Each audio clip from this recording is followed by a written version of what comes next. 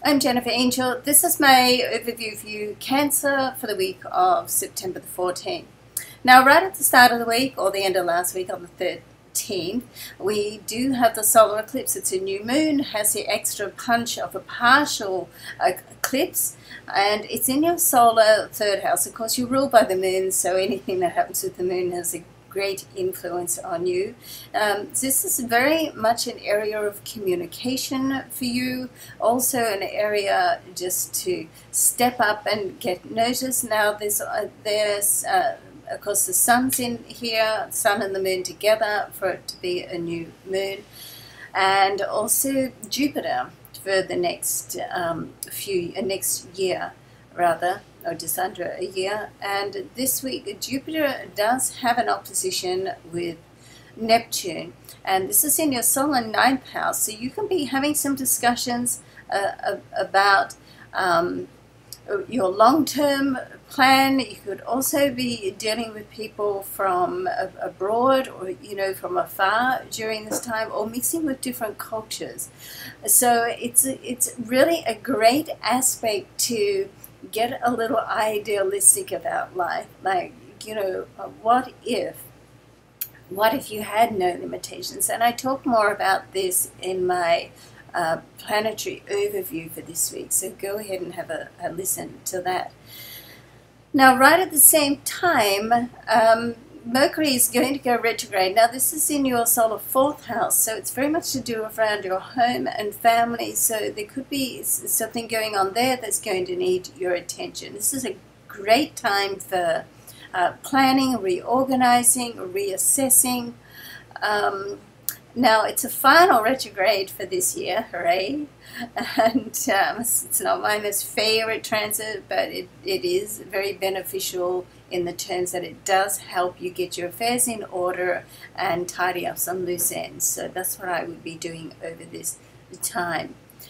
Cancer. I have Cancer moon, so I'm talking to myself here as well. And then finally, at the end of the week, Saturn is going to move back into Sagittarius. Did move to Sagittarius about 3 months ago, retreated back to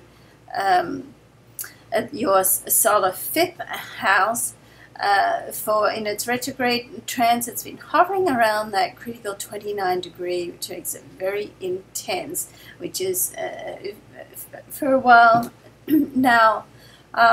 So that's been in your solar fifth house, which is all about teamwork. So you could well be have been facing some challenges working with teams. It also can give you some challenges just with relationships, and challenges in the way that you really have to look at what part you're playing in a scenario, okay, and how you can change things, because really a situation is what it is, and what changes that is your attitude towards it. So my guess is that a lot of you have been facing that. Now, with Saturn moving into your solar sixth house, things become more stable and solid in your day-to-day life. So that upheaval, if you've been feeling some of it, can really start to settle down a bit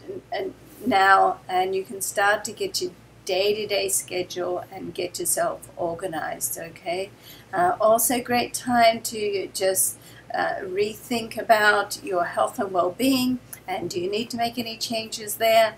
Very important for you to have sleep, as I've said many times, Cancer, and it's a time for you to really get in touch with what you need to stay in optimum well-being, and of course put it into practice and do it, okay? All right, so love and luck to you. I hope something fabulous happens for you this week and always, and I'll see you next week. Don't forget to go and have a listen to the weekly overview report. Might pick up a few other bit more information there, okay? Bye for now.